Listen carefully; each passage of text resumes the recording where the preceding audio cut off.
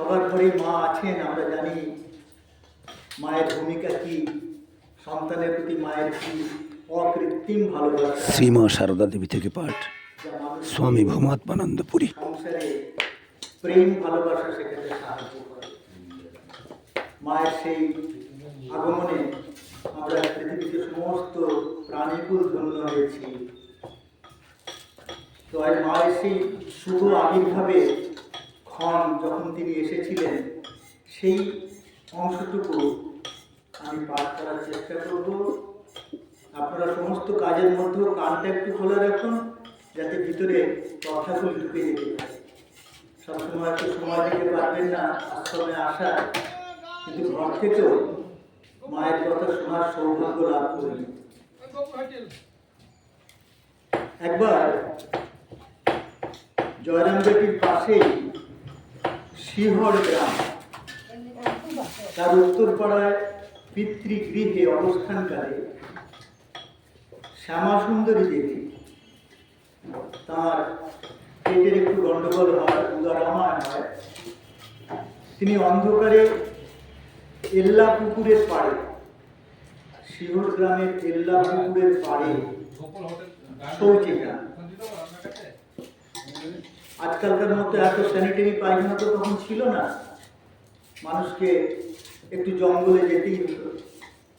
তো মা এল্লা পুকুরের পাড়ে শৌচে যান, কিন্তু অকস্মাৎ স্থান নির্ণয় করিতে না পেরে কুমোরদের পেয়ারা পোয়ানের অদূরে একটি বেলগাছের নিচে বসিয়া পড়েন। অমনি পোয়ানের দিক হইতে এক ঝনঝন শব্দ উঠিল।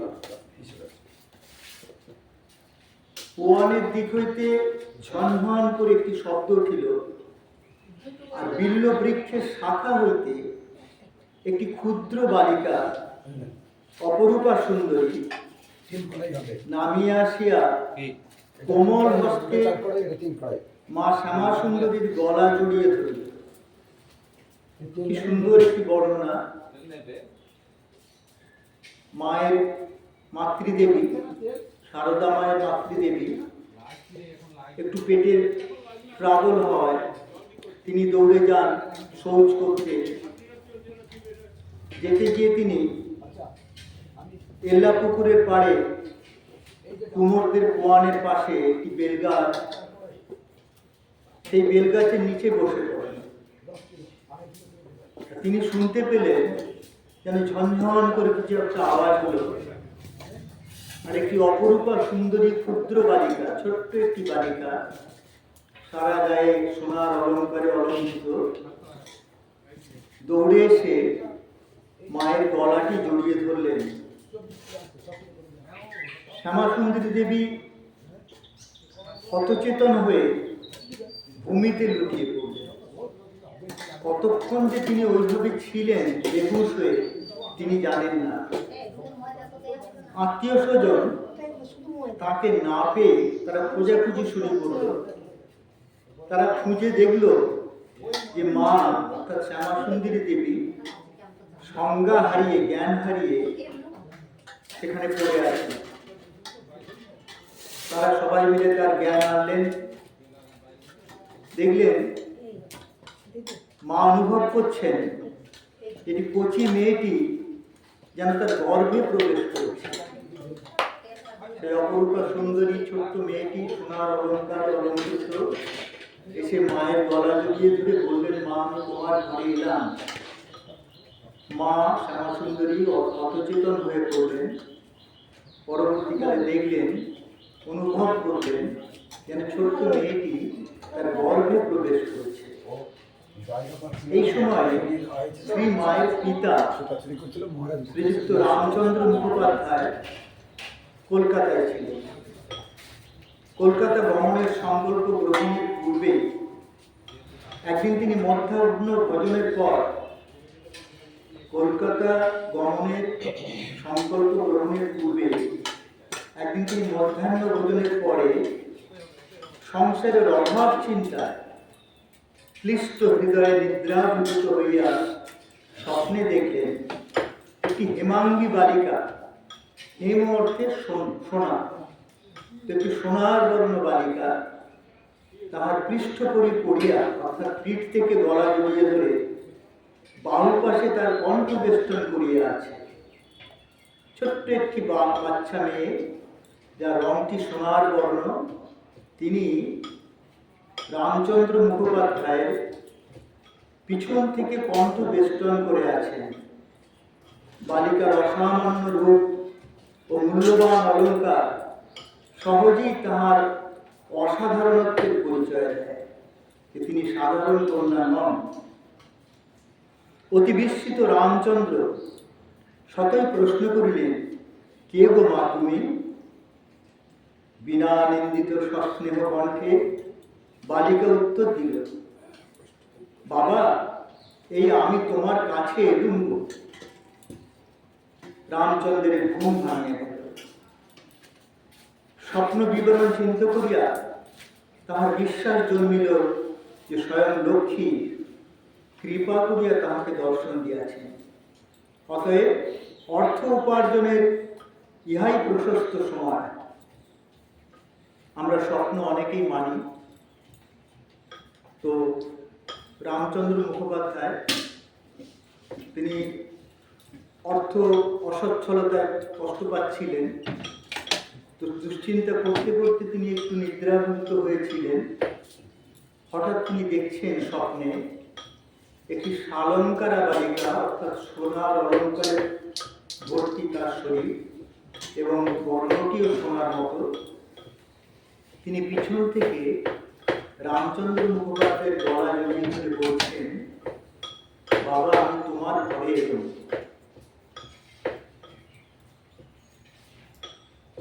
স্বপ্ন বিবরণ চিন্তা করে তার বিশ্বাস জন্মিল যে স্বয়ং লক্ষ্মী কৃপা করে তাকে দর্শন দিয়েছেন। অতএব অর্থ উপার্জনের ইহাই প্রশস্ত সময়। তাই তিনি কলকাতায় গমন করিলেন। মুখোপাধ্যায় মহাশয়ের এই প্রচেষ্টা কতখানি ফলবতী হইয়াছিল তাহার সহিত আমাদের এই গ্রন্থের সম্বন্ধ না। তবে আমরা ইহা জানিতে পারিয়াছি যে গৃহে প্রত্যাগমনের পর সহধর্মিণীর মুখে তিনি যখন শিহরে দেব আবির্ভাবের সংবাদ পাইলেন, আমরা এর আগে পড়েছি যে মা দর্শন করছেন একটি ছোট্ট সোনার বর্ণ মেয়ে, অলঙ্কারে সজ্জিতা। মায়ের কাছে এসে বলছেন, আমি তোমার ঘরে এলাম মা। এবং মা অনুভব করলেন যেন মেয়েটি তার গর্ভে প্রবেশ করছে। তো রামচন্দ্র মুখোপাধ্যায় ঘরে ফিরে এসে স্ত্রীর মুখে, সহধর্মিণীর মুখে সেই শিহরে তার সেই অপরূপ যে অনুভব, সেই অনুভবের কথা শুনলেন। তখন তাহার আস্তিক ও সধর্মনিষ্ঠ মন সহজেই উহাকে সত্য বলিয়া গ্রহণ করিল। ভক্তিপরায়ণ ব্রাহ্মণ দম্পতি তদবধি ভোগ সুখে উদাসীন থাকিয়া পবিত্র দেহে ও পূত হৃদয়ে দেব শিশুর জন্মকালের জন্য প্রতীক্ষা করিতে লাগিলেন। কি অপূর্ব জিনিস! স্বয়ং বিষ্ণু ভগবান আসার আগে ক্ষুদিরাম চট্টোপাধ্যায় এবং চন্দ্রামণিকে তার একটি আভাস দিয়েছিলেন যে আমি তোমার ঘরে আসছি। গয়াধামে ক্ষুদিরাম চট্টোপাধ্যায় গিয়েছিলেন পিতৃপুরুষদের পিণ্ডদানের উদ্দেশ্যে। সেখানে তিনি দর্শন করেছেন স্বয়ং গয়া বিষ্ণু ক্ষুদিরামকে বলছেন, আমি তোমার ঘরে সেবা নিতে আসবো। ক্ষুদিরাম বলেছিলেন, বাবা, আমি গরিব ব্রাহ্মণ, আমি কি তোমার সেবা করতে পারবো? তার উত্তরে ভগবান বিষ্ণু বলেছিলেন, তুমি আমাকে যা দেবে আমি তাতেই সন্তুষ্ট থাকবো। চন্দ্রামণি দেবীকে দেখেছি আমরা যুগীদের শিব মন্দিরের সামনে, তার এক সহেলি সাথী, তাকে নিয়ে তিনি গল্প করছিলেন। হঠাৎ শিব মন্দিরের ভিতর থেকে, শিবলিঙ্গ থেকে এক জ্যোতি প্রবাহ হঠাৎ তাহার গর্ভের দিকে এগিয়ে আসে এবং গর্ভে প্রবেশ করে। তিনি অজ্ঞান হয়ে পড়ে যান। ঠিক একই জিনিস আমরা এক্ষেত্রেও পেলাম যে চন্দ্রামণি দেবী মতো শ্যামা সুন্দরী দেবী, মায়ের মা, সারদা মায়ের মা, তিনিও অনুভব করছেন যে একটি ছোট্ট শালঙ্কার বালিকা তার গর্ভে প্রবেশ করেছে। এবং তার স্বামী রামচন্দ্র মুখোপাধ্যায় তিনি অনুভব করছেন যে একটি শালঙ্কারা বালিকা তার পিঠের দিক থেকে তার গলা জড়িয়ে ধরে তাকে বলছেন, আমি তোমার ঘরে এলাম বাবা।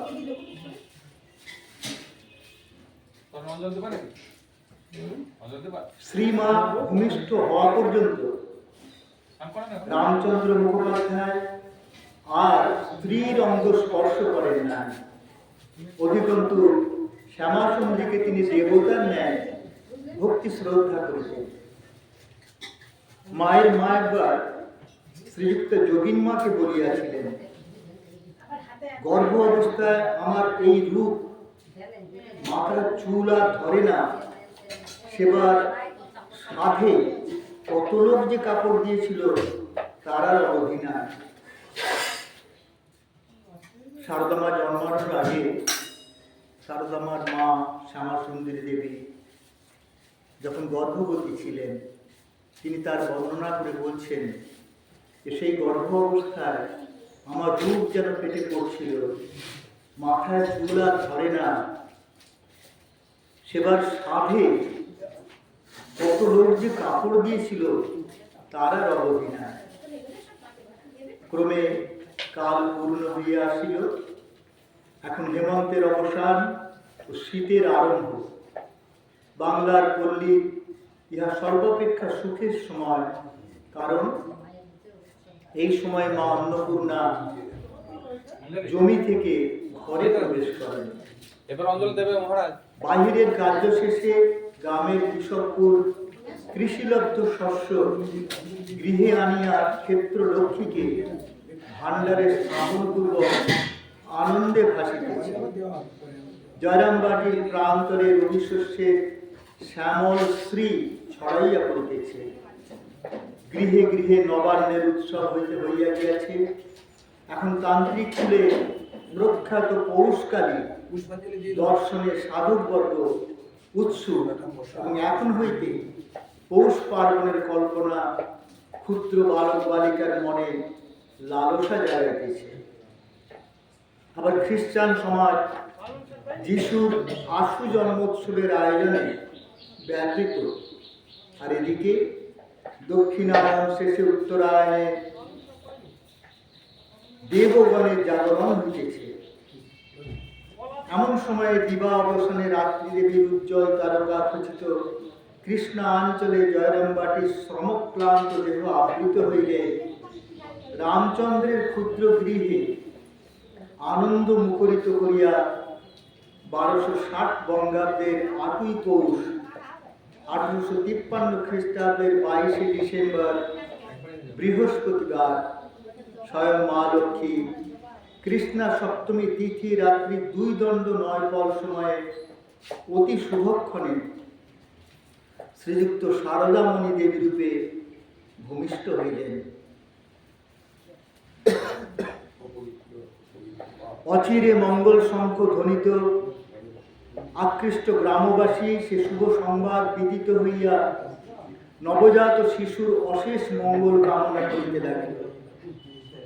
যথাকালে জন্মপত্রিকা সম্পাদিত হইলে কন্যার রাজশাস্ত্রিত নাম রাখা হইল শ্রীমতী ঠাকুরমণি দেবী, এবং লোকবিস্মৃত নাম হইল সারদামণি। অধুনা উহা শুধু সারদাতে পরিণত হইয়াছে। সারদা দেবী পিতামাতার প্রথম সন্তান ছিলেন। তাহার পর ক্রমে কাদম্বিনী নাম্নী কন্যা এবং প্রসন্ন কুমার, উমেশচন্দ্র, কালীকুমার, বরদপ্রসাদ, অভয়চরণ নামক 5 পুত্র ওই ব্রাহ্মণ দম্পতির গৃহ অলঙ্কৃত করেন। কোকন্দ গ্রামে শ্রীযুক্ত সুধারাম চক্রবর্তীর সহিত কাদম্বিনী দেবীর বিবাহ হইয়াছিল। তিনি অল্প বয়সে অপুত্র অবস্থায় এবং উমেশ যৌবনের উন্মাসে 18-19 বছর বয়সে বিবাহের পূর্বেই দেহত্যাগ করেন। অভয় ডাক্তারি শিক্ষার অব্যাহত করে দেহ রক্ষা করেন। তাহার কন্যা রাধারানীর কথা আমাদেরকে পরে বহুবার আলোচনা করিতে হইবে। অপর ভ্রাতারা উপার্জনক্ষম হইয়া পৃথক পৃথক গৃহ নির্মাণ করেন।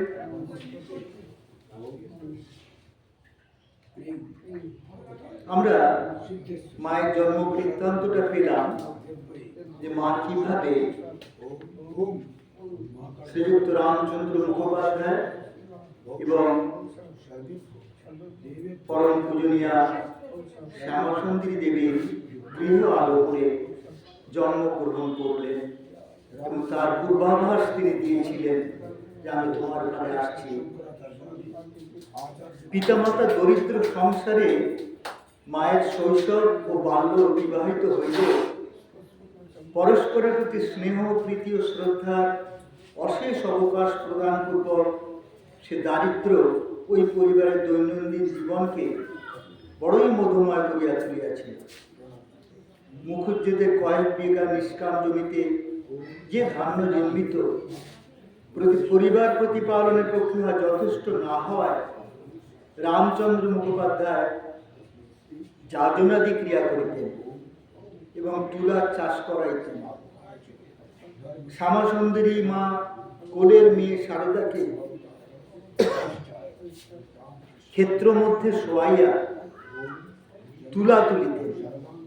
পরে বয়ঃপ্রাপ্ত হইয়া কন্যা মাতাকে ওই কাজে সাহায্য করিতেন।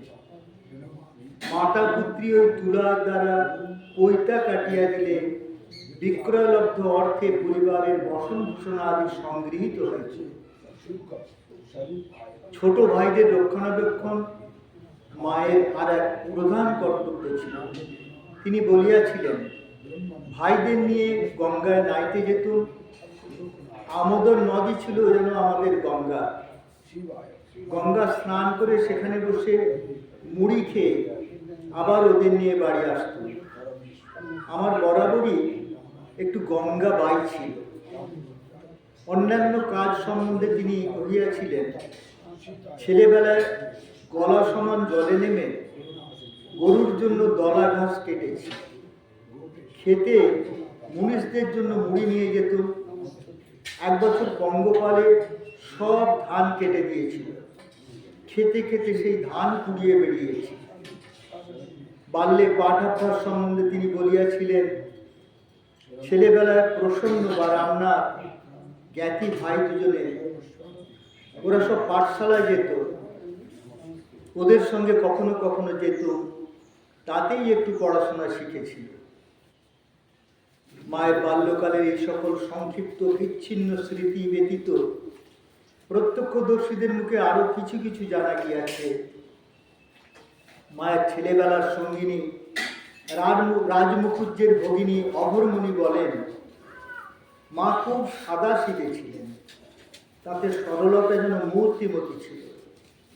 খেলায় তার সঙ্গে কখনো কারো ঝগড়া হতে শুনিনি। মা প্রায়ই কর্তা বা গিন্নি সাজতেন।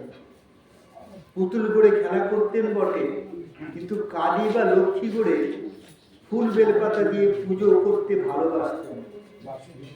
অন্যান্য মেয়েদের মধ্যে মাঝে মাঝে ঝগড়া হলে মা এসে মিটিয়ে দিয়ে তাদের মধ্যে ভাব করিয়ে দিতেন। একবার জগদ্ধাত্রী পুজোর সময় হলদে পুকুরের রামহৃদয় ঘোষাল উপস্থিত ছিলেন। মাকে জগদ্ধাত্রীর সামনে ধ্যান করতে দেখে তিনি অবাক হয়ে অনেকক্ষণ দাঁড়িয়ে দেখতে লাগলেন। তিনি বুঝতে পারছিলেন না কে জগদ্ধাত্রী আর কেই বা মা। তিনি কিছুই ঠিক করতে পারছিলেন না। তখন তিনি ভয়ে পালিয়ে গেলেন। অর্থাৎ মায়ের মধ্যে জগদ্ধাত্রীর আবির্ভাব দেখে তিনি হতচিত হয়ে সেখানে সেতে পালিয়ে যান। অপর প্রাচীন ও প্রাচীনারা বলিয়াছিলেন, ছেলেবেলা হতেই সারদা যেমন বুদ্ধিমতী, শান্ত ও শিষ্ট ছিল, তেমন কাজেও খুব উৎসাহী ছিল। তাকে কখনো কাজ করতে বলতে হতো না। বুদ্ধি খাটিয়ে আপনা হতে সে নিজের কাজগুলি সুন্দরভাবে গুছিয়ে করে রাখত।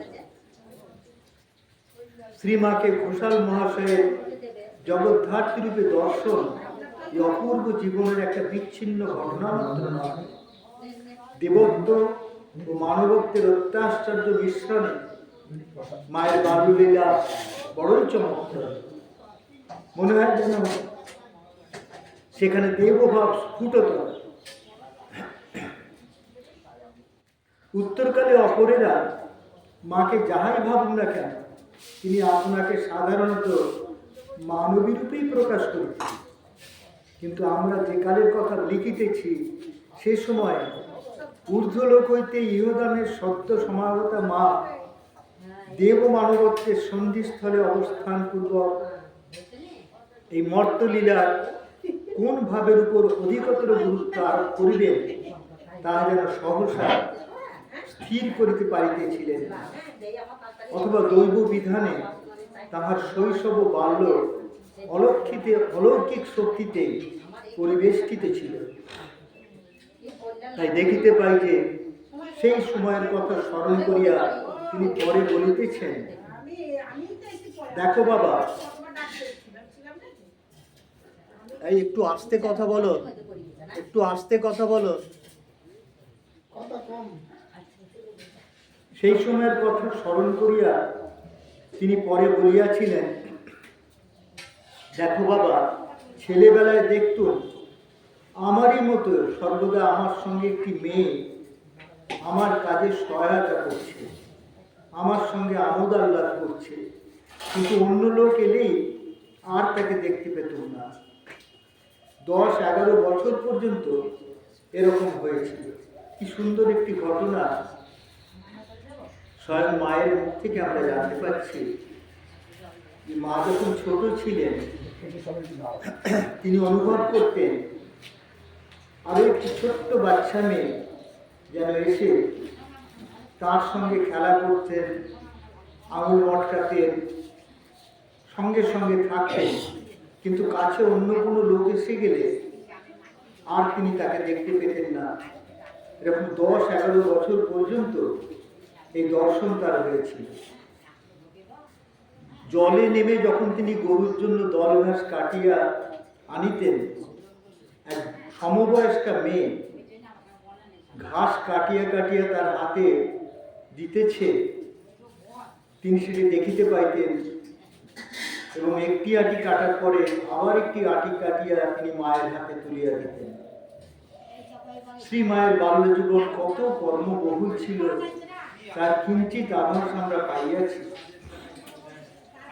তাহার বাল্য স্মৃতি হইতে আমরা ইহাও অবগত হই যে অতি অপরিণত বয়সেই তাহাকে সময় বিশেষে রন্ধনাদি শ্রমসাধ্য কাজও করিতে হইত। কচি মেয়ের তুলনায় তাহার বুদ্ধি ও কর্মপটুতা যথেষ্ট থাকিলেও হাত দুখানি তখনও যথেষ্ট সবল হয় না। তাই রন্ধন শেষে ভারী পাত্রগুলি নামাইবার জন্য তাকে পিতাকে ডাকিতে হইত।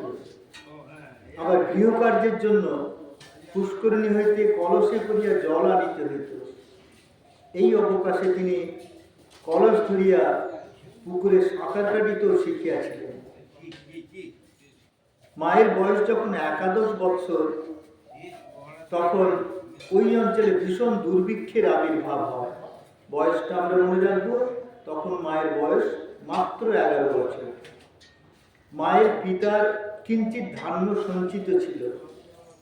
তিনি নিজে দরিদ্র হইলেও চারিদিকের হাহাকার, অর্থাৎ দুর্ভিক্ষ হয়েছে, তাই চারিদিকের হাহাকারে অতিমাত্র বিচলিত হয়ে পোষ্যবর্গের ভবিষ্যৎ না ভাবে, অর্থাৎ মায়ের বাবা তার সামান্যতম জমিতে যে ধান সঞ্চিত ছিল, তিনি নিজের সন্তানদের কথা না ভেবে অন্ন সত্র খুলিয়া দিলেন এই ঘটনার বিবরণ শ্রী মায়ের ভাষায় এই রূপ পায়।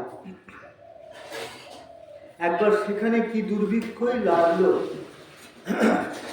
কত লোক যে খেতে না পেয়ে আমাদের বাড়ি আসতো। আমাদের আগের বছরের ধান মড়াই বাঁধা ছিল। বাবা সেই সব ধানে চাল করিয়ে কলাইয়ের ডাল দিয়ে হাঁড়ি হাঁড়ি খিচুড়ি রাঁধিয়ে রাখতেন। বলতেন, বাড়ির সবাই এই খাবে, আর যে আসবে তাকেও দেবে। আমার সারদার জন্য খালি ভালো চালের দুটি ভাত করবে, সে আমার তাই খাবে। এক একদিন এমন হতো, এত লোক এসে পড়তো যে খিচুড়িতে কুলোতো না। তখন আবার খিচুড়ি চড়ানো হতো। আর সেই গরম গরম খিচুড়ি সব যেই পাতে ঢেলে দিত, শিগগির জুড়াবে বলে আমি দুহাতে বাতাস করতাম। আহা, খিদের জ্বালায় সকলে খাবার জন্য বসে আছে। একদিন একটি বাগদি না ডোমের মেয়ে এসেছে। মাথার চুলগুলো ঝাঁকড়া ঝাঁকড়া এলোমেলো, তেলের অভাবে চোখ যেন উন্মাদের মতো খিদেতে। ছুটে এসে গরুর ডাবায় যে কুঁড়ো ভেজানো ছিল তাই খেতে আরম্ভ করেছে। কত দুঃখের এই সিনারিটা মায়ের মুখ থেকে আমরা জানতে পারছি যে একটি ডোমের মেয়ে ওই দুর্ভিক্ষের জন্য তার খাবার জোটেনি, সে ছুটে এসেছে দুটো অন্নের জন্যে। অন্ন না পেয়ে গরুর জন্য ডাবাতে যে কুঁড়ো ভেজানো ছিল, ছুটে এসে সেই কুঁড়োই সে খেতে আরম্ভ করে দিয়েছে। সেই বছর দুঃখ পেয়ে লোকে ধান মড়াইয়ে রাখতে আরম্ভ করল। শ্রী মায়ের সহজ, অকৃত্রিম ও অনবদ্য ভাষায় যে মনোরম চিত্রখানি ফুটিয়া উঠিয়াছে, তাহাতে দেখিতে পাই ভবিষ্যতে যিনি মাতৃত্বের মহিমমণ্ডিত দাবি লইয়া প্রতি হৃদয়ে বিরাজিত হইবেন, বাল্যে তিনি সুকুমার হস্তে বিজন গ্রহণপূর্বক বুভুক্ষুর অন্ন ভোজন উপযোগী করিতে কত ব্যস্ত। আর সে কোমল প্রাণাধুরিতার লালনে দরিদ্র ব্রাহ্মণের সস্নেহ হৃদয়ে কতখানি আকুলতা জমিয়ে আছে। শ্রীমা তখন বালিকা। এ বাল্যলীলা অনেকটা অপরাপর পল্লীবালারই অনুরূপ, কিন্তু ইহার মধ্যে অকস্মাৎ যেন অলৌকিক দৈব জ্যোতি বিচ্ছুরিত হইয়া চোখ ঝলসাইয়া যায়। ক্ষুদ্র ভগিনী ও ক্ষুদ্রতরা তনয়ার জীবনে এই আলো আঁধারের খেলা সম্ভবত তাহার ভ্রাতাদের ও জনজননীর দৃষ্টি অতিক্রম করিতে পারে না। যদিও তাহারা মানবীয় ভাবে পরিচালিত হইয়া এই ছোট মেয়েটিকে স্নেহশীলা ভগিনী ও সাধারণ দুহিতা রূপে গ্রহণ করিতে চাহিয়াছিলেন। মায়ের মা সম্ভবত এই সময় রহস্য অনুধাবন করিয়াই শেষ বয়সে একদিন তাহাকে বলিয়াছিলেন, মা গো, তুই যে আমার কে মা, আমি কি তোকে চিনিতে পেরেছি মা? কন্যা অবশ্য তখন বাহ্যিক বিরক্তি সহকারে বলিয়াছিলেন, কে আবার, কে আবার? আমি কি চারটে হাত হয়েছে? আমার কি চারটে হাত হয়েছে? তাহলে তোমার কাছে আসবো কেন? মা নিজেকে গোপন করেছিলেন। মায়ের স্বরূপ গোপন করেই তিনি আমাদের কাছে, আমাদের মনে হয়ে এসেছিলেন। ভগিনী রূপে সারদা দেবী কি করিয়াছিলেন তা মাতা পুত্রীর একদিনের কথাতেই প্রকাশ পায়। গর্ভধারিণী বলিলেন, সারদা, তোর মতন আমার যেন জন্মান্তরে আবার একটি মেয়ে হয় না। স্বামীর ধন থাকবে, ছেলেপুলে নিয়ে বড় জ্বালাতন। কন্যা তাহাকে কৃত্রিম ক্রোধ দেখাইয়া বলিলেন, আবার আমাকে টানছ? তোমার ছেলেপুলে আমি আবার এসে মানুষ করে দেব? তথাপি স্নেহময়ী ও কর্মচঞ্চলা সুন্দরী সুশীলা কন্যার শান্তিপ্রদ অতীত স্মরণপূর্বক শ্যামাসুন্দরী স্বীয় কথার দরদ ঢালিয়া বলিলেন, তোকেই যেন আবার আমি পাই মা, জন্ম যেন যেন তোকে আমি কন্যা রূপে পাই। কালীমামা এই সময়ে এই কথাটি সমর্থন করিয়া বলিয়াছিলেন, দিদি আমাদের সাক্ষাৎ মা লক্ষ্মী, আমাদের বাঁচিয়ে রাখবার জন্যই দিদি কি না করেছেন, ধান ভানা, পৈতে কাটা, গরুর জাবনা দেওয়া, রান্না বান্না, বলতে গেলে সংসারে বেশি কাজই তো দিদিই করেছেন। সারদা মায়ের এই জীবনে আমাদের অনুপ্রাণিত করে। অনেক সময় আমাদের কাছে থাকলেও আমাদের আপনজনকে আমরা চিনতে পারি না তিনি কে। সেই চেনার জন্য একটু দিব্য দৃষ্টির প্রয়োজন হয়, একটু শান্ত ভাবের প্রয়োজন হয়। অনেক সময় আমরা আমাদের আপনজনকে কলুষিত বাক্যে আঘাত করে বসি, তার স্বরূপ বুঝতে না পেরে। বিশেষ করে আজকালকার ছোট ছোট বাচ্চারা, তারা বড়দেরকে সম্মান করতে ভুলে যায়। তারা জানে না যে বড়রাই তাদেরকে অন্ন দিয়ে, বস্ত্র দিয়ে, শিক্ষা দিয়ে ধীরে ধীরে বড় করে তুলছে। তাদের সেই জ্ঞানটুকু থাকে না, তারা বড়দের থেকে যা তা বলতে থাকে। আমরাও ছোটদেরকে ঠিক কন্ট্রোল করতে পারি না, তাদেরকে সঠিক পথ দেখাতে পারি না। সেজন্য পরবর্তীকালে আমরাও কষ্টে পড়ি, তাদের থেকে ভালো জিনিস পাই না, আশা করি না। শিহরে শ্রীরামকৃষ্ণের ভাগিনী শ্রীযুক্ত হৃদয় রাম মুখোপাধ্যায়ের গৃহ ছিল। এই সূত্রে ঠাকুর তথায় যাতায়াত করিতেন। শ্রী মায়ের মাতুলালয়ও ওই একই গ্রামে। এতদ ব্যতীত শান্তিনাথ শিবের একটি প্রাচীন স্থাপত্য অনুযায়ী প্রস্তর নির্মিত মন্দিরকে কেন্দ্র করিয়া যে উৎসব আদি ওখানে অনুষ্ঠিত হতো, তদুপলক্ষে কিংবা সঙ্গতি সম্পন্ন গৃহস্থগণের কীর্তন বা যাত্রা অভিনয় আদি দর্শনার্থে জয়রামবাটি নিবাসী অন্যান্য নরনারীরা শ্রী মায়ের পিত্রালয়ের অনেকেই মধ্যে মধ্যে শিহরে যাইতেন। আশেপাশের গ্রামের অনেকেও আসিতেন। হৃদয়ের গৃহে এইরূপ সঙ্গীত অনুষ্ঠানকালীন এক কৌতুকাবহ ঘটনার উল্লেখ শ্রী শ্রী রামকৃষ্ণ পুঁথিতে আমরা দেখিতে পাই। ক্ষুদ্র বালিকা সারদা ওই সঙ্গীতের আসরে এক মহিলার কোলে বসিয়াছিলেন। গীত সমাপনান্তে ওই মহিলা তাহাকে সাদরে জিজ্ঞাসা করিলেন, এই যে এত লোক এখানে এসেছে মা, এদের মধ্যে কাকে তোর বিয়ে করতে সাজ যায়? মানে সুন্দর। আজকালও আমরা দেখতে পাই ছোট ছোট ছেলে মেয়েদেরকে বাড়ির গার্জেনরা জিজ্ঞাসা করে, তুই কাকে বিয়ে করবি? এটা আজকালও হয়ে থাকে। ঠিক সমান জিনিস আমরা সারদা মার জীবনে পাচ্ছি। শিহরেতে একটি সঙ্গীত অনুষ্ঠানে, সম্ভবত আমরা জানি ওটা শিব মন্দিরের একটি যাত্রা অনুষ্ঠানে, যেখানে মা গিয়েছিলেন আত্মীয়ার কোলে বসে। সেই আত্মীয়া জিজ্ঞাসা করছেন, যেখানে এতজন যে এসেছে তাদের মধ্যে তোর কাকে বিয়ে করতে সাজ যায়? অমনি উভয় কর তুলিয়া, হাত তুলিয়া ছোট্ট সারদা অদূরে উপবিষ্ট শ্রীরামকৃষ্ণকে দেখাইয়া দিলেন। শ্রীমা এই রূপে যেদিন স্বয়ংবরা হইয়াছিলেন, আমরা এই স্বয়ংবরার ব্যাপারটা জানি যে বিবাহযোগ্য কন্যা তিনি নিজেই নির্ধারণ করেন কাকে তার পছন্দ। সেখানে অনেক উপযুক্ত পুরুষেরা থাকেন, মা তার বড়মাল্য নিয়ে সেখানে যাতায়াত করেন, দেখেন যাকে তার পছন্দ হয় তিনি তার বড়মাল্য তার গলায় তুলে দেন। এইভাবে স্বয়ংবর হয়। এক্ষেত্রেও আমরা ছোট্ট সারদার জীবনে সেই ঘটনারই পুনরাবৃত্তি দেখছি।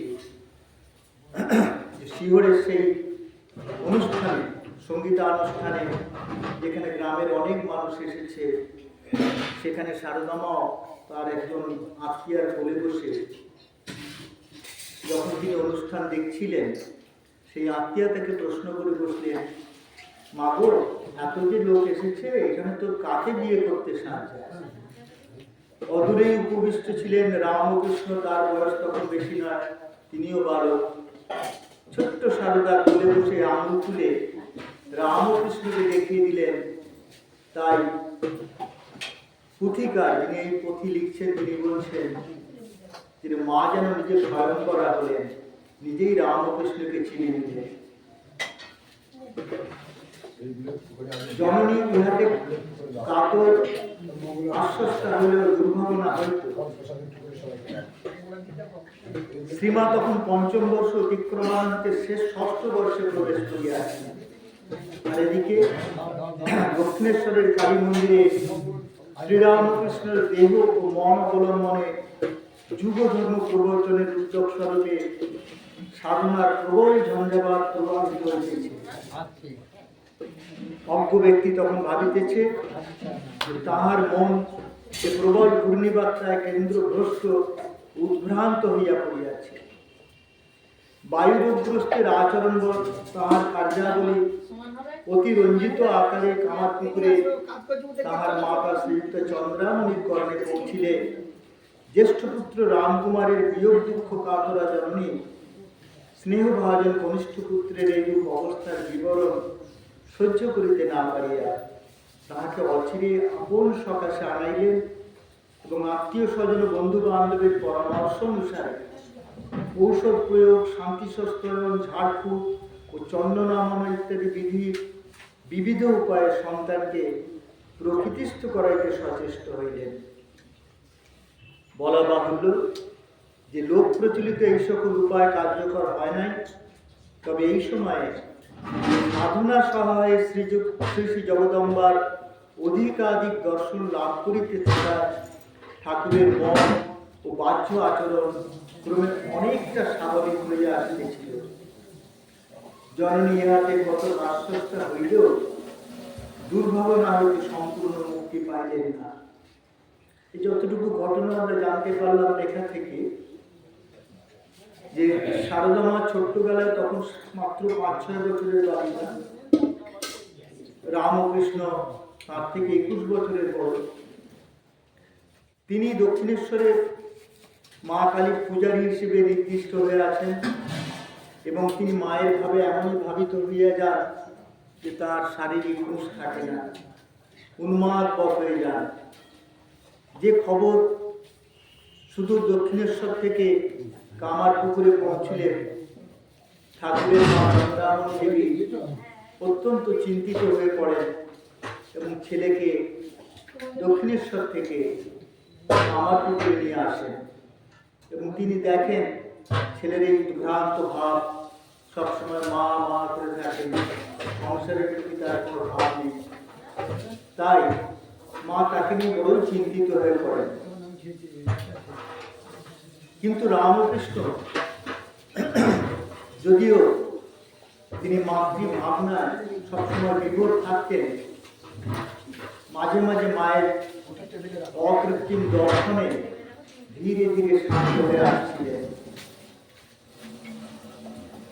অন্য দর্শনের সহিত তিনিও মা শ্যামাসুন্দরী, মা চন্দ্রামণি দেবী, অন্য দর্শনের সহিত তিনিও এই সিদ্ধান্ত উপনীত হইয়াছিলেন, সংসারের উদাসীনতা বশত শ্রীরামকৃষ্ণের মন পুনরায় অপ্রকৃতিস্থ হইয়া পড়িতে পারে।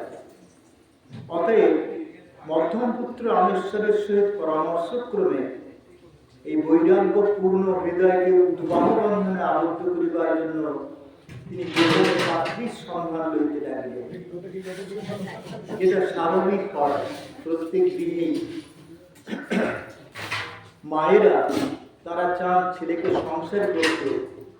সংসারী করার জন্য তারা জানেন ছেলের এই যে উন্মাদ অবস্থা, অপ্রকৃতিস্থ অবস্থা, এখান থেকে মুক্তি দিতে গেলে তাকে একটি বিবাহ বন্ধনে আবদ্ধ করতে হবে।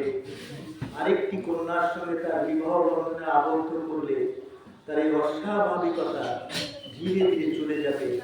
ঠিক সেই ভাবনা নিয়ে শ্রীরামকৃষ্ণের জননী চন্দ্রামণি দেবী ঠাকুরের বিবাহের প্রস্তাব তার মধ্যম পুত্র রামেশ্বরের সঙ্গে পরামর্শ করে কন্যার সন্ধান শুরু করলেন। কিন্তু সকল চেষ্টাই ব্যর্থ হল। অবশেষে শ্রীরামকৃষ্ণ সমস্ত বৃত্তান্ত অবগত হইয়া বিরক্তি বালক সুলভ আনন্দ ও উৎসাহে প্রকাশ করিলেন এবং পাত্রীর সন্ধান দিবার জন্য কহিলেন, আমার জন্য পাত্রী তোমরা কোথায় খুঁজছো? জয়রামবাটির রামচন্দ্র মুখুজ্জের বাড়িতে দেখো গে, বিয়ের কোণে সেখানে পুটো বাঁধা হয়ে আছে। কি অপূর্ব ঘটনা, কি অপূর্ব ঘটনা! যখন কিনা ঠাকুরের মাতাদের বাত্রী দেবী চন্দ্রামণি দেবী পুত্রকে প্রতিষ্ঠিত করার উদ্দেশ্যে একটি কন্যা সন্তান খুঁজতে তার মধ্যম পুত্র রামেশ্বরের সঙ্গে পরামর্শক্রমে তিনি চারিদিকে কন্যা সন্তান সন্ধান করছেন, তখন রামকৃষ্ণ তাতে কোনো বিরক্তি প্রকাশ করলেন না।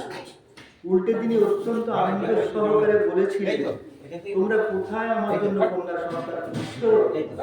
আমার জন্য যে আমার পুটো বাঁধা হয়ে আছে তাকে যাও শিহরে রামচন্দ্র মুখুজ্জের ঘরে খোঁজো, সেখানে আমার জন্য কন্যা পুটো বাঁধা হয়ে আছে। এসব কথা স্মরণ করলে আমাদের শরীরে শিহরণ হয়, অবাক হয়ে যায়। কি অপূর্ব সেই নরলীলা, যেখানে ঠাকুর নিজেই সন্ধান দিয়ে দিলেন তার পরবর্তীকালে তার জীবন সঙ্গিনী কে হবে। এই সার্থক ইঙ্গিতের অনুসরণের ফলে পাত্রী নির্বাচনে আর বিলম্ব হইল না। বিবাহের শুভ দিন স্থির হইয়া গেল। তারপর 1266 বঙ্গাব্দে বৈশাখের শেষ ভাগে নির্ধারিত দিবসে শ্রীযুক্ত রামেশ্বরের কনিষ্ঠ ভ্রাতা শ্রীরামকৃষ্ণকে লইয়া জয়রামবাটির শ্রীযুক্ত রামচন্দ্র মুখোপাধ্যায়ের গৃহে উপস্থিত হইলেন। শুভ লগ্নে শ্রীমতী শারদামণি দেবীর সহিত শ্রীরামকৃষ্ণের পরিণয় সমাপ্ত হইল। একটু উলুদা, মায়ের বিবাহ হলো।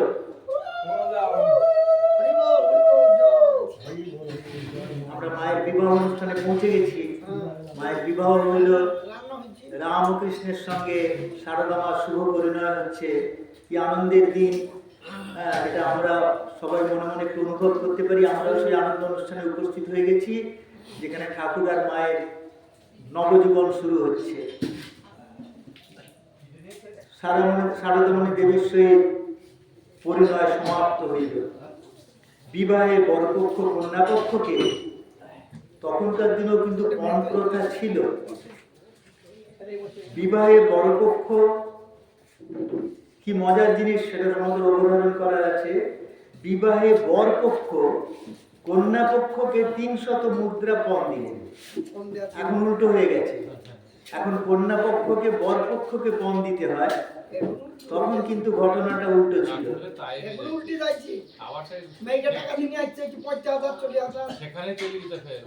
আবার উল্টেছে।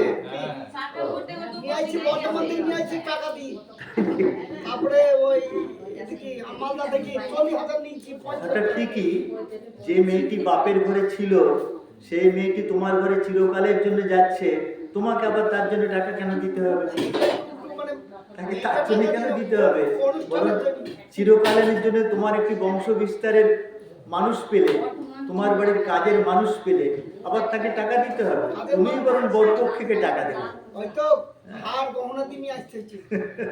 যাই হোক, যদি পরিবর্তন হয় অতি উত্তম। আর আমার একটি প্রস্তাব রয়েছে, যদিও পুরুষরা মানবে কিনা জানি না।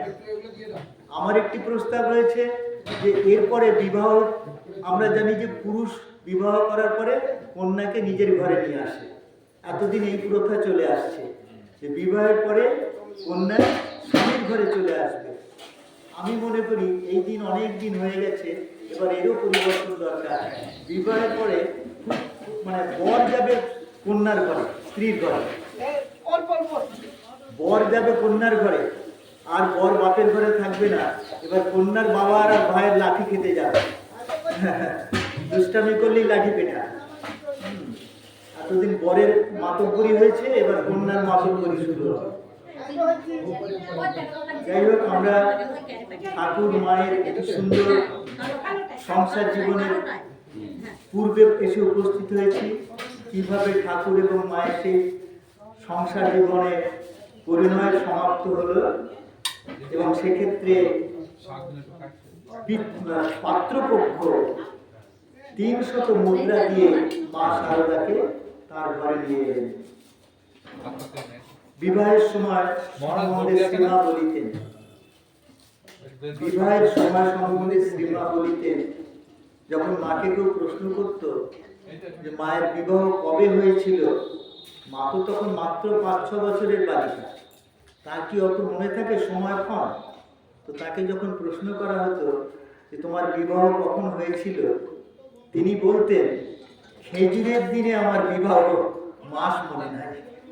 কারণ কি, ছোট্ট মেয়ে খেজুর কুড়োতে যেতেন, গাছ থেকে পাকা খেজুর পড়তো, সেইটি কুড়োতে যেতেন, তা ওইটাই তাই মায়ের মনে আছে যে খেজুরের দিনে আমার বিয়ে হয়েছিল, মাস ক্ষণ মনে নাই।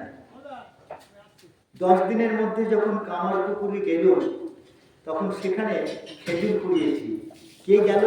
কামার পুকুরে নতুন কন্যা বিবাহ করে বরের ঘরে গেছে, গিয়ে কি করছেন? বলছেন খেজুর কুড়িয়েছি। ছোট্ট মেয়ে তো, বাচ্চা মেয়ে তো, দৌড়ে গিয়ে খেজুর গাছ থেকে খেজুর পড়েছে, পাকা খেজুর, সে কুড়োতে চলে গেছে। ওটাই মায়ের স্মৃতিতে ধরা আছে যে 10 দিনের মধ্যে, বিবাহের 10 দিনের মধ্যে যখন কামার পুকুরে গেল, তখন সেখানে খেজুর কুড়িয়েছি। কামার পুকুরে জমিদার ধর্মদাস লাহা এসে বললে, এই মেয়েটির সঙ্গে বিয়ে হয়েছে? জ্ঞাতি ভাই সূর্যুর বাপ ঈশ্বর মুখোপাধ্যায় কোলে করে আমাকে কামার পুকুরে নিয়ে গিয়েছিল। ছোট্ট মেয়েকে কোলে করে শ্বশুরবাড়ি নিয়ে গিয়েছিল ঈশ্বর মুখোপাধ্যায়। বাড়ি মিষ্টি এইসব ঘটনা জানতে পারলে বড্ড আনন্দ হয়। বিবাহের পরদিবস বৈকালে বরপক্ষ বরবধূকে লইয়া কামার পুকুর যাত্রা করিলেন। আচ্ছা, কি কঠিন দৃশ্য একটা! ছোট্ট একটা বাচ্চা মেয়ে, যার বছর 6, তাকে শ্বশুর বাড়ি পৌঁছানো হচ্ছে। আচ্ছা, সে কি থাকতে পারবে বাবা মাকে ছেড়ে সেখানে? হ্যাঁ, সে তো বাবা মা অন্ত প্রাণ। বিবাহের পরদিবস বৈকালে বরপক্ষ বরবধূকে লইয়া কামার পুকুরে যাত্রা করিলেন। তাহারা গ্রামে উপনীত হইলে শ্রীযুক্তা চন্দ্রামণি দেবী পুত্র ও পুত্রবধূকে যথারীতি বরণ করিয়া লইলেন। অনন্ত স্ত্রী আচার, ফুলসজ্জা ও বউ ভাতের সহিত দরিদ্র গৃহের বিবাহ উৎসব সমাপ্ত হইল। এই আনন্দ শেষ হইতে না হইতে এক নিদারুণ চিন্তা চন্দ্রা দেবীর মাতৃর হৃদয়কে ব্যথিত করিতে লাগিল। আবার একটি ঘটনায় আমরা প্রবেশ করছি, যেখানে আমরা বুঝতে পারছি যে চন্দ্রামণি দেবী কোনো কারণে অত্যন্ত ব্যথিত হয়ে পড়ছেন। তাই বলছেন, এই আনন্দ, বিবাহের আনন্দ শেষ হইতে না হইতেই এক নিদারুণ চিন্তা চন্দ্রা দেবীর মাতৃর হৃদয়কে ব্যথিত করিতে লাগিল। বিবাহে যৌতুক দেয়া হইয়াছিল, তদুপরি সামাজিক সম্ভ্রম রক্ষার্থ লাহাবাবুদের নিকট হইতে কয়েকখানি অলঙ্কার আনিয়া বালিকা বধূকে বিবাহ দিনে সাজাইতে হইয়াছিল। অর্থাৎ পাত্রপক্ষ তারা কিছু সোনার গয়না দিয়ে মা শারদাকে তার বাপের বাড়ি থেকে সাজিয়ে এনেছিলেন। উৎসব আনতে, অর্থাৎ উৎসব শেষ হলে অবোধ ও দুহিত্রী সদিশা বালিকার অঙ্গ হইতে কোন প্রাণে অলঙ্কার উন্মোচন করিবেন, ইহা ভাবিয়া চন্দ্রা দেবী দুঃখ ভারাক্রান্ত হইলেন। খুব স্বাভাবিক ঘটনা। ছোট্ট বাচ্চা মেয়ে তাকে একটা জিনিস দিলে যদি কেউ চায় আমাকে দে, সে দিতে চায় না, এটা স্বাভাবিক ঘটনা। বাচ্চা মেয়ে, কোনো বাচ্চা ছেলে বা মেয়ে কোনো জিনিস কাউকে শেয়ার করতে চায় না, ওটা তার, এই বোধটা তার খুব পাকা থাকে, দিতে চায় না। কিন্তু এক্ষেত্রে আমরা দেখছি ঘটনা যে সারদা মাকে, ছোট্ট মেয়ে, মাত্র 6 বছর, তাকে তার বাপের বাড়ি থেকে যখন শ্বশুর বাড়ি আনা হচ্ছে, তখন শ্বশুর পক্ষ থেকে সোনার গয়না দিয়ে তার গায়ে পরিয়ে তাকে নিয়ে আসা হচ্ছে শালঙ্কার করে।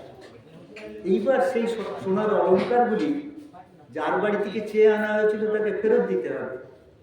তো চন্দ্রামণি দেবী এই কথা ভেবে বড় ব্যথিত হৃদয় হয়ে উনি চিন্তা করছেন, কি করে আমি আমার ছোট্ট মেয়ের শারদার গা থেকে এই অলঙ্কারগুলি খুলে নেব। তদুপরি সামাজিক সম্মান রক্ষার্থ লাহাবাবুদের নিকট হইতে কয়েকখানি অলঙ্কার আনিয়া বালিকা বধূকে বিবাহ দিনে সাজাইতে হইয়াছিল। উৎসব অন্তে অবোধ দুহিত সদিশা বালিকার অঙ্গ হইতে কোন প্রাণে অলঙ্কার উন্মোচন করিবেন ইহা ভাবিয়া চন্দ্রামণি দেবী দুঃখ ভারাক্রান্ত হইলেন। বুদ্ধিমান শ্রীরামকৃষ্ণ অচিরেই মাতারের সমস্যা জানতে পারিলেন এবং আশ্বাস দিলেন, ওজন্য তোমার চিন্তা করা নিশ্চয় নয়। নববধূর নিদ্রার সুযোগে তিনি কৌশলে অলঙ্কার কয়খানি খুলিয়া দিলেন। কার্যতে তাহাই হইল।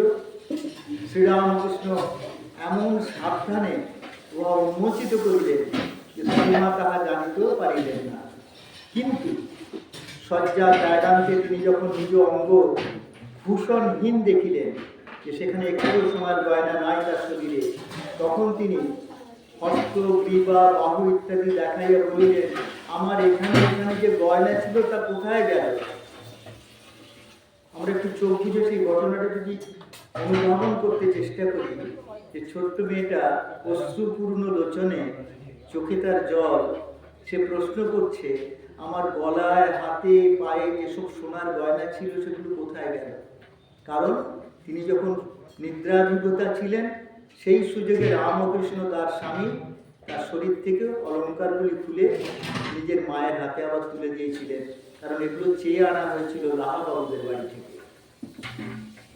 তাই মা নিদ্রা ভাঙলে প্রশ্ন করলেন, আমার এখানে এখানে যে গয়নাগুলি ছিল সেগুলো কোথায় গেল?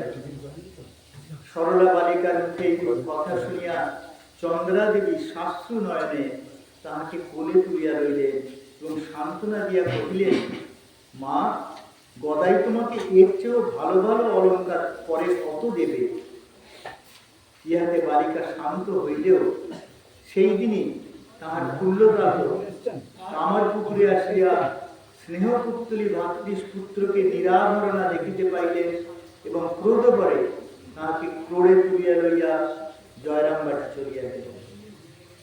বাড়ি সুন্দর একটি ঘটনা আমরা পেলাম যে মা শারদা তাকে সুন্দর করে সোনার গয়না দিয়ে সাজিয়ে বিবাহ করে আনা হয়েছিল কামারপুকুরে, কিন্তু গয়নাগুলি ছিল লালবাবুদের বাড়ি থেকে চেয়ে আনা গয়না।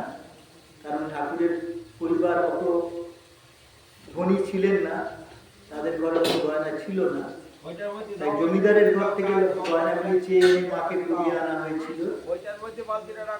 সেগুলি তো আবার ফেরত দিতে হবে। কিন্তু মা ছোট্ট মেয়ে, প্রত্যেক মেয়েরই সোনার গয়নার প্রতি একটা আকর্ষণ থাকে, তো সেই মায়ের গা থেকে সোনার গয়নাগুলো খোলা দুঃসাধ্য ছিল, কারণ মা কান্নাকাটি করবেন।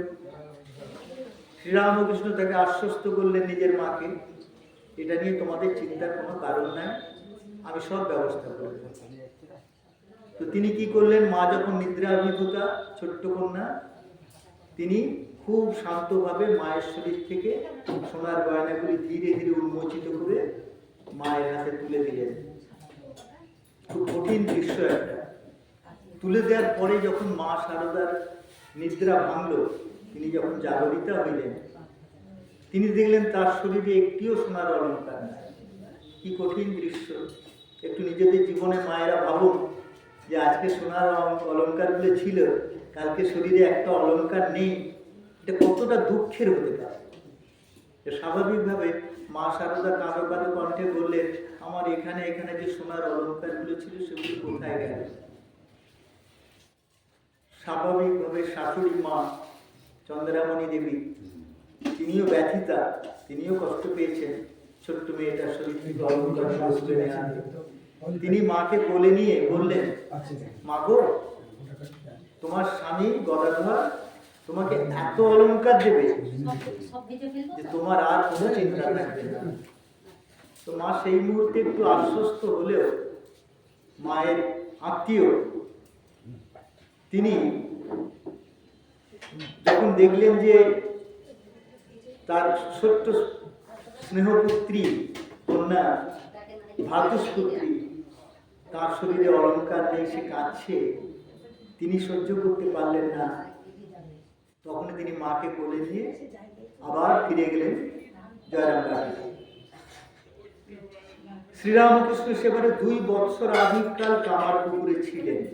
আমরা জানি শ্রীরামকৃষ্ণ থাকতেন দক্ষিণেশ্বরে।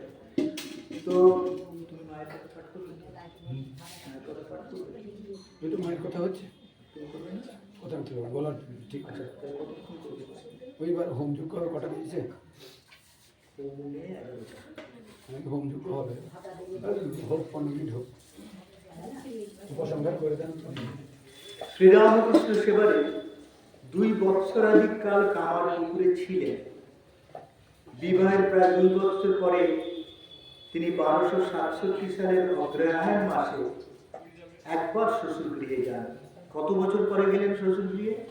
2 বছর। বিবাহের প্রায় 2 বছর পরে তিনি 1267 সালের অগ্রহায়ণে একবার শ্বশুর গৃহে যান।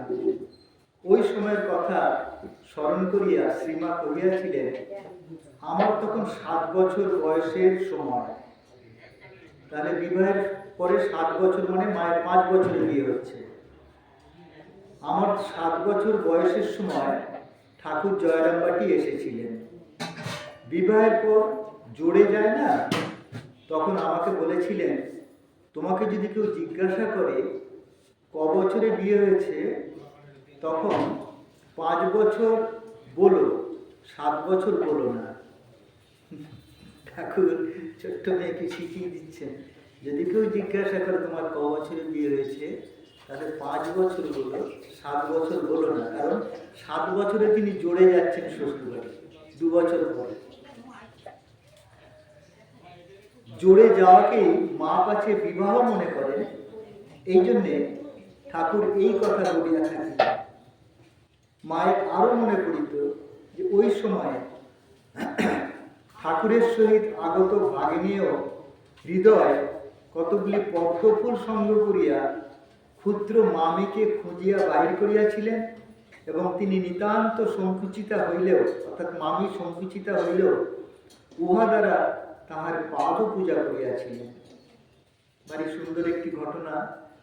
হৃদয় ঠাকুরের ভাগিনেও তিনি মাকে খুঁজে খুঁজে বের করেছেন, ছোট্ট মেয়েটিকে বের করে কতগুলি পদ্ম ফুল আনিয়াছিলেন।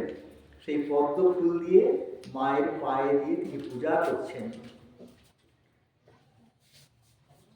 তিনি নিতান্ত সংকুচিতা হইলেও উহা দ্বারা তাহার পাদ পূজা করিয়াছিলেন। শারদাদেবীর তখন বুদ্ধি পরিপক্ক হয় না, তথাপি কেউ শিখাইয়া না দিলেও তিনি ঠাকুরের চরণযুগল ধুইয়া দিয়া তাহাকে বাতাস করিয়াছিলেন। কত বছরের মেয়ে ছিলেন সেই সময়? মাত্র 7 বছর। তাকে কেউ শিখিয়ে দেয়নি, তথাপি তিনি ঠাকুরের পদযুগল ধুইয়ে তিনি মাথায় দিয়েছিলেন। ইহাতে অনেকেরই হাসির উদ্রেক হইয়াছিল। জয়রামবাটি হইতে ঠাকুর শ্রীমাকে লইয়া কামারপুকুরে গিয়াছিলেন। ইহার অল্প পরেই তিনি দক্ষিণেশ্বরে ফিরিয়া আবার সাধন সাগরে ডুবিলেন। এদিকে শ্রীমাও পূর্বের মতো স্নেহময়ী মাতার যত্নে পল্লী সৌন্দর্যের মধ্যে আপনভাবে গড়িয়া উঠিতে লাগিলেন। অর্থাৎ ঠাকুর ওই একবার নিয়ে গেলেন জোরে, তারপরে ঠাকুর ফিরে গেলেন দক্ষিণেশ্বরে সাধনস্থলে, মা চলে এলেন বাপের বাড়িতে। কার কাছে থাকেন? উনি বাপের বাড়িতে আবার চলে আসেন ছোট্ট মেয়ে। এইভাবে মায়ের পল্লী সৌন্দর্যের মধ্যে আপনভাবে গড়িয়া উঠিতে লাগলেন। ইহার পরে আবার আমরা ঘটনা পাচ্ছি 13-14 বছর বয়সে। ইহার পরে 13-14 বছর বয়সে শ্রীমা 2 বার কামারপুকুরে যান। এর মধ্যের ঘটনাগুলো আমরা আর পাচ্ছি না, যে 7 বছরের পরে 13-14 বছর মানে অনেকটাই বছর। এর মধ্যে মা কবার শ্বশুর বাড়ি এসেছেন সেই ঘটনা আর পাচ্ছি না। তবে 13-14 বছর বয়সে শ্রীমা 2 বার কামারপুকুরে যান। শ্রী শ্রী ঠাকুর তখন দক্ষিণেশ্বরের সাধনায় নিমগ্ন। শ্বশুর আলয়ে শ্রী মায়ের শাশুর যা ও আত্মীয়বর্গ ছিলেন। শাশুড়ি তখন দক্ষিণেশ্বরে গঙ্গা তীরে বাস করিতেছেন। প্রথমবারে কামারপুকুরে অবস্থানের পর শ্রীমা জয়রামবাটিতে ফিরিয়া 5-6 মাস ছিলেন। তারপর আবার শ্বশুর গৃহে যাইয়া 1.5 মাস ছিলেন। এইবারে পিত্রালয়ে আসে তিনি 4 মাস আন্দাজ ছিলেন। ইহার পরে 1274 সালে শ্রী শ্রী ঠাকুর ভৈরবী ব্রাহ্মণী ও হৃদয়কে লইয়া স্বগ্রামে পদার্পণ করেন। এবং শ্রীমাকে তথায় লইয়া আসেন। শ্রীমা সেখানে প্রায় 7 মাস ছিলেন। আমরা একটি নতুন ঘটনায় প্রবেশ করছি যে ভৈরবী ব্রাহ্মণী, যিনি সাধন সিদ্ধ ছিলেন, তিনি ঠাকুরের এক চরম মুহূর্তে, যখন তিনি সাধনায় নিজের শরীর বোধ হারিয়ে ফেলছিলেন, শ্রীরামকৃষ্ণ তার শরীরে প্রচণ্ড জ্বালা অনুভব হতো সাধনার, তিনি খাওয়া দাওয়া ভুলে যেতেন এবং মাটিতে গড়াগড়ি খেতেন। সেই সময় আমরা আবির্ভূত হতে দেখি ভৈরবী ব্রাহ্মণীকে। তিনিও সাধন সিদ্ধ ছিলেন। ভৈরবী ব্রাহ্মণী যেন ঈশ্বরের নির্দিষ্ট একজন সাধিকা, ঠাকুরকে সহায়তা করতে সেই সময় এসে হাজির হয়েছিলেন। very সুন্দর একটি ঘটনা। ভৈরবী ব্রাহ্মণী এসে ঠাকুরের পূর্ণ দায়িত্ব নিজের হাতে তুলে নেন। ঠাকুরকে নাওয়ানো, খাওয়ানো, জল শৌচ করানো, সমস্ত দায়িত্ব ভৈরবী ব্রাহ্মণী নিজের হাতে তুলে নিয়েছিলেন। সেজন্যে ঠাকুর যখন কামারপুকুরে আসছিলেন, তখন হৃদয়, যে ঠাকুরের ছায়া সঙ্গী ছিলেন, ভাগিনেও, সেই হৃদয়ের সঙ্গে ভৈরবী ব্রাহ্মণীও কামারপুকুরে আসেন।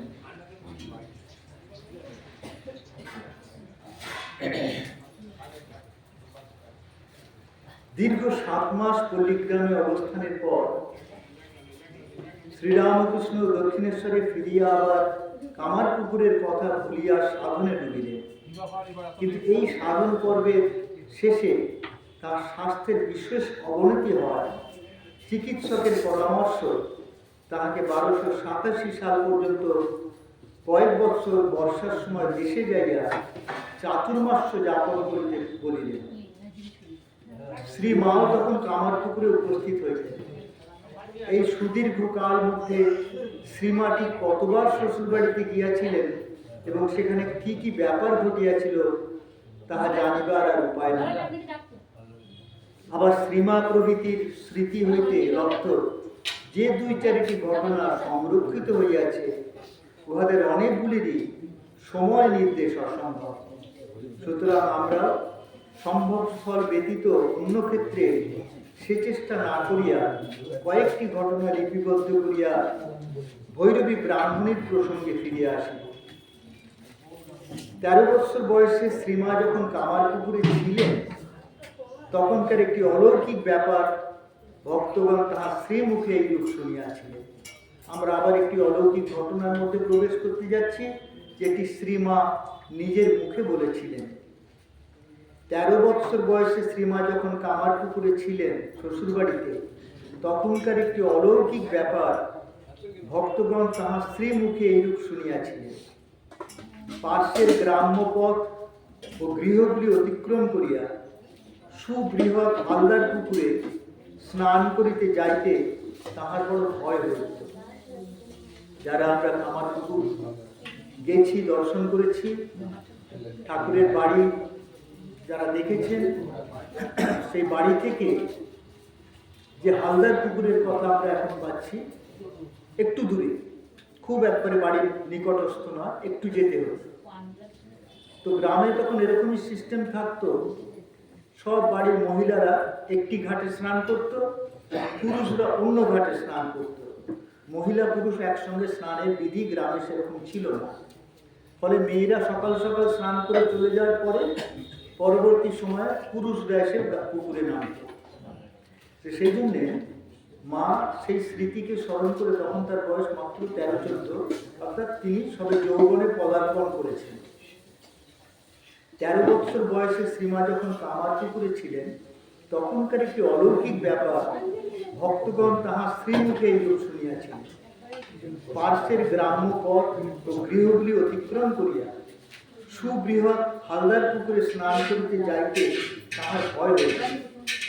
খিড়কির দরজা দিয়া বাহিরে আসিয়া ভাবিতেছেন, নূতন বউ একলা কি করে নাইতে যাবে। স্বাভাবিক, নূতন বউ, একটা জঙ্গল আছে, আর সেখানে ছোট্ট মেয়ে, 13-14 বছরের মেয়ে, তিনি একা কি করে সেখানে পুকুরে স্নান করতে যাবেন, খুব স্বাভাবিক। খিড়কির দরজা দিয়ে বাইরে আসিয়া ভাবিতেছেন, আমি নতুন বউ একলা কি করে নাইতে গেল। ভাবিতে ভাবিতে দেখেন, আমাদের একটু মন দিয়ে শুনতে হবে যে ভাবিতে ভাবিতে মা শারদা কি দেখছেন।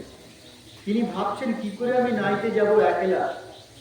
ভাবিতে ভাবিতে দেখেন 8টি মেয়ে, একটি দুটি না, অষ্টসখী, আমরা অষ্টসখীর কথা পাই শাস্ত্রের মধ্যে। ভাবিতে ভাবিতে দেখেন 8টি মেয়ে আসিল, শ্রীমা ও অগ্নি তাহাদের সহিত রাস্তায় নামিয়া পড়িলেন। মেয়েদের 4 জন তাহার আগে, 4 জন তাহার পিছনে লইয়া তাহাকে লইয়া হালদার পুকুরের ঘাটে চলিল। আমাদের কি এরপরে অবিশ্বাস হয় যে মা কে ছিলেন? মা কে ছিলেন এরপরেও কি জানার নতুন করে প্রয়োজন হয় যে তাকে সামনে 4 জন পিছনে 4 জন অষ্টসখী মিলে পাহারা দিয়ে নিয়ে যাচ্ছে? কি অদ্ভুত ঘটনা। নূতন বউ একলা কি করে নাইতে যাব ভাবছেন। ভাবিতে ভাবিতে দেখেন 8টি মেয়ে আসিল, শ্রী মা অমনি রাস্তায় নামিয়া পড়িলেন। মেয়েদের 4 জন তাহার আগে, 4 জন তাহার পিছনে লইয়া তাহাকে লইয়া হালদার পুকুরের ঘাটে চলিলেন। মা স্নান করিলেন, তাহারাও করিলেন। পরে আবার সেইভাবে বাড়ি পর্যন্ত আসিল। মা যতদিন সেখানে ছিলেন প্রতিদিন ঐরূপ হইত। অনেকদিন তাহার মনে হইয়াছে মেয়েগুলি কারা, ঠিক স্নানের সময় রোজই আসে, কিন্তু তিনি কিছুই বুঝিতে পারেন না, তাহাদেরকে জিজ্ঞাসাও করেন না। জয়রামবাটি জীবনের দারিদ্র শত কর্মের মধ্যেও শ্রী মায়ের বিদ্যা শিক্ষার আগ্রহ আমরা লক্ষ্য করিয়াছি। জয়রামবাটি মানে বাপের বাড়িতে দারিদ্র শত কর্মের মধ্যেও শ্রী মায়ের বিদ্যা শিক্ষার আগ্রহ আমরা লক্ষ্য করিয়াছি। মনে রাখিতে হইবে যে সঙ্গতি সম্পন্ন উচ্চ বর্ণের পরিবারেও তখন পুঁথিগত বিদ্যার প্রতি অধিক আগ্রহ জন্মে না। সুতরাং শ্রী মায়ের এই চেষ্টার মধ্যে অদম্য জ্ঞান লাভ স্পৃহা দর্শনে সত্যি চমৎকৃত হইতে হয়। ও কি দেখছে? মোবাইল দেখছে? তুই মোবাইল দেখছিস কেন? কথাগুলো শুনতে একটু ইচ্ছা হচ্ছে না? মোবাইল তো বন্ধ রাখ। শ্রীমা তখন কামারপুকুরে উপস্থিত হইতেন। সুদীর্ঘকাল মধ্যে শ্রীমাটি কতবার শ্বশুরবাড়িতে গিয়াছিলেন। শ্রীমায়ের এই চেষ্টার মধ্যে অদম্য জ্ঞান লাভ ক্রিয়া দর্শনে সত্যই চমৎকৃত হইতে হয়। আমরা আরো মুগ্ধ হই যখন দেখিতে পাই যে শ্বশুরগৃহের প্রতিকূল অবস্থার মধ্যেও সে স্পৃহা উন্মূলিত না হইয়া বরং বর্ধিত হইয়াছিল। তিনি শ্বশুর ঘরে আছেন, বিবাহিত জীবনে আছেন, তার সেই লেখাপড়া শেখার ইচ্ছা তখনও স্তীমিত হয়ে যায়নি। শ্বশুরবাড়িতে এসেও তার লেখাপড়া শেখার ইচ্ছা আরো বাড়িয়ে গিয়েছিল। শ্রীমা বলিয়াছিলেন, কামারপুকুরে লক্ষ্মী আর আমি, লক্ষ্মী হচ্ছেন ঠাকুরের ভ্রাতুষ্পুত্রী, কামারপুকুরে লক্ষ্মী আর আমি বর্ণ পরিচয় একটু একটু পড়তাম। ভাগ্নে হৃদয় বই কেড়ে নিলে, বললে মেয়ে মানুষের লেখাপড়া শিখতে নাই, শেষে কি নাটক নভেল পড়বে? ভাগ্নে হৃদয় কেড়ে নিল যে তোমাদের মেয়েদের এসব পড়াশোনা শুধু পরে কি নাটক নভেল পড়বে? লক্ষ্মী তার বই ছাড়লে না, ঝিয়ারি মানুষ কিনা জোর করে রাখলে। আমি আবার গোপনে আরেকখানি আনা দিয়ে কিনে আনবো। লক্ষ্মী গিয়ে পাঠশালায় পড়ে আসতো, সে এসে আবার আমায় পড়াতো। দেখো মায়ের পড়াশোনার ইচ্ছাটা, বসে মোবাইল দেখতেন না, তিনি পড়ার জন্য আবার একানা দিয়ে বই কিনে এসে গোপনে পড়তে আরম্ভ করতেন। আমার মায়ের ইচ্ছাটা খুব ভালো করে গুরুত্ব দেব। প্রসঙ্গক্রমে শ্রী মায়ের ভাষাতেই দেখানো যাইতে পারে যে বিদ্যুৎ উৎসাহ অর্থাৎ বিদ্যার উৎসাহ তাহার পরেও ছিল। ভালো করে শেখা হয় না দক্ষিণেশ্বরে, ভালো করে শেখা হয় দক্ষিণেশ্বরে। ঠাকুর তখন চিকিৎসার জন্য শ্যামপুকুরে আছেন। একটি একটি মা একাটি একাটি আছি বলছেন যে আমি একাটি একাটি আছি। অবমুখুজ্জেদের একটি মেয়ে আসতো নাইতে, সে মধ্যে মধ্যে অনেকক্ষণ আমার কাছে থাকতো। সে রোজ নাইবার সময় পাঠ দিত ও নিত।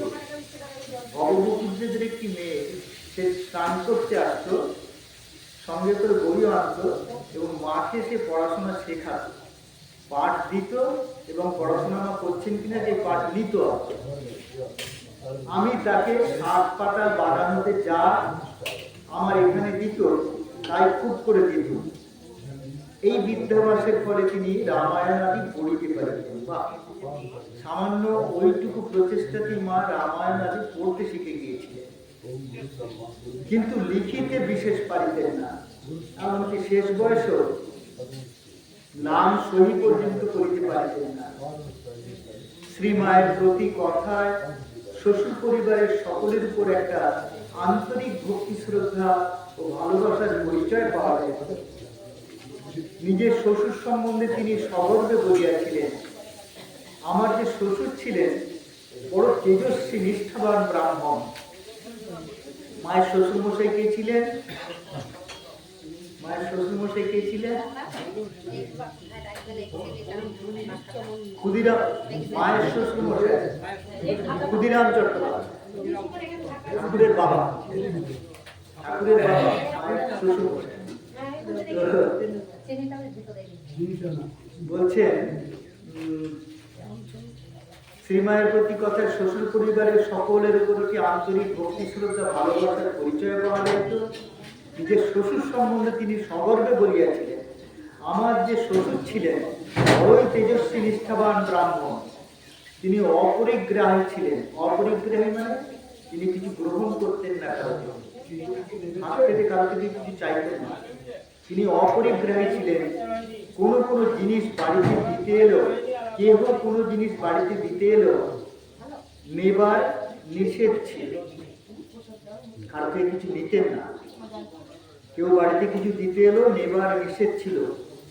আমার শাশুড়ির কাছে কিন্তু আমার শাশুড়ির কাছে কেউ কিছু লুকিয়ে এনে দিলে তিনি রেঁধে বেড়ে রঘুবীরকে ভোগ দিয়ে সকলকে প্রসাদ দিতেন। শ্বশুরটা জানতে পারলে খুব রাগ করতেন, কিন্তু জ্বলন্ত ভক্তি ছিল তার। মা শীতলা তার সাথে সাথে ফিরতেন। শেষ রাত্রে উঠে ফুল তুলতে যাওয়া তার অভ্যাস ছিল। একদিন লাহাদের বাগানে গিয়েছেন।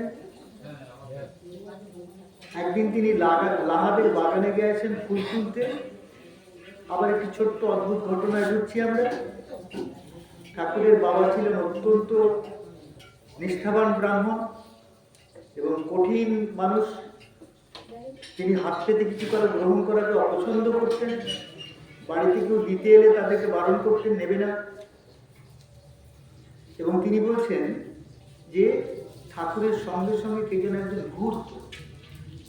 আর ঠাকুর যখন সকালবেলায় ফুল তুলতে লাহাদের বাগানে যেতেন, একটি 9 বছরের মতো মেয়ে এসে তাকে বলছে, বাবা এদিকে এসো, এদিকের ডালে খুব ফুল আছে। কে এই 9 বছরের মেয়ে? যে মেয়েটি শত সকালে এসে যখন ভোরবেলা অন্ধকার থাকতে থাকতে ক্ষুদিরাম চট্টোপাধ্যায় ঠাকুরের বাবা ফুল তুলতে বাগানে যেতেন। এই ছোট্ট কচি মেয়েটি কোথা থেকে আসতো? মাত্র 9 বছর বয়স। এসে সে তার বাবাকে ডাকতো, ক্ষুদিরাম চট্টোপাধ্যায়, বাবা এদিকে এসো, এদিকে অনেক সুন্দর সুন্দর ফুল আছে। আচ্ছা নুইয়ে ধরছি। আবার সে বলতো, আমি ডালটা নুইয়ে ধরছি, তুমি তোলো। তিনি বললেন, এ সময় এখানে তুমি কে মা?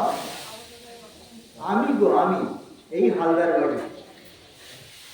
আমি জানি না আপনাদের হচ্ছে কিনা, এইসব কথাগুলো করার সাথে সাথে আমার শরীরে একটা রোমাঞ্চ, একটা শরীরটা ভিতর থেকে রোমাঞ্চিত হয়ে ওঠে। কি একটা অদ্ভুত সময়। অন্তত আমরা যে চোখ বুঝে সেই সময়গুলো একটু ভাবতে চেষ্টা করি যে ঠাকুর ফুল তুলছেন, এই ছোট্ট 9 বছরের মেয়ে ফুলের ডাল ঝুলিয়ে দিচ্ছে। ঠাকুর না, ঠাকুরের বাবা ক্ষুদিরাম চট্টোপাধ্যায় ফুল তুলছেন। এই ছোট্ট 9 বছরের মেয়ে অত সকালে কোথা থেকে আসতো, এসে ফুলের ডালগুলো নুইয়ে ধরতো যে এইখানে ফুল আছে, এখান থেকে ফুল তোলো বাবা।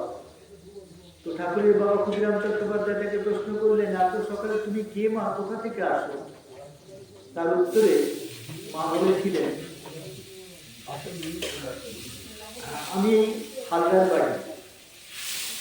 অমন ছিলেন বলে ভগবান তার ঘরে এসেছিলেন।